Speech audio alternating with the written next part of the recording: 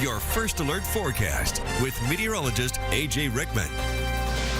Dangerous heat and humidity is going to be staying with us for the next 24 hours, and that's why we have it highlighted on your First Alert forecast. Heat index values remain above 100 degrees this evening and will get back above 100 as we get to your Monday afternoon. Once we get to the overnight hours of tonight, we are going to watch for overnight showers and storms to develop across the area. Here's a look at the latest timing for that on Pinpoint Futurecast. By the time we get to 11 o'clock, that activity is just off to our northwest. By 1 a.m., working its way to the southeast towards Waterloo, Fayette, and Prairie du Chien. As we get towards 3 in the morning, moving towards Oskaloosa, Iowa City, Cedar Rapids, and Maquoketa.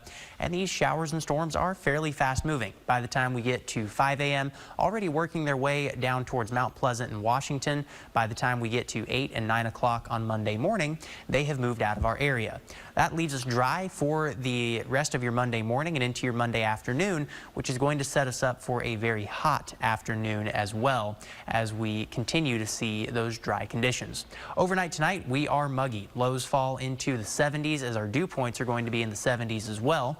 Those overnight storms do move through, and then tomorrow, as that sun comes back out, our air temperatures are going to be climbing into the upper 80s, 88 in Fayette, 89 in Charles City, 90s across the rest of eastern Iowa.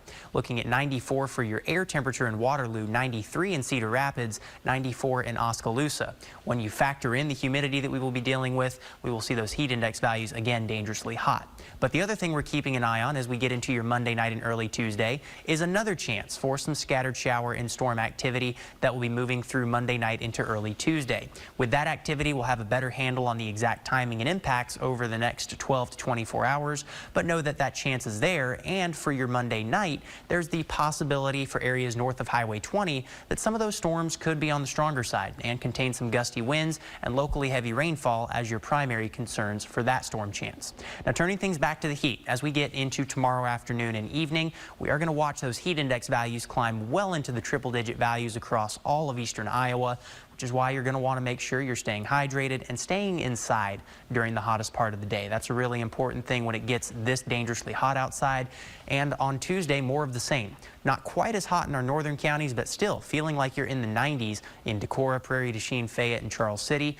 Highway 20 south, still looking at triple-digit values for your Tuesday afternoon. Now, we are going to eventually watch relief arrive. By the time we get to Wednesday, a cold front arrives. It does bring us more widespread rain chances, and then behind that cold front, a bit of a drop in our temperatures. You'll notice our winds switch from a southerly direction to a more northeasterly direction. That starts to bring a temperature drop for your Wednesday, and then by the time we get to Thursday, Friday of next week on into the weekend, noticeably cooler. Highs in the mid to upper 70s, overnight lows, and dew points as well are going to be dropping into the upper 50s and low to mid 60s. The 70s have never felt so good to look forward to. Oh, no kidding. It's going to be great to have them for a high temperature instead of a low temperature. Absolutely. Thanks, AJ.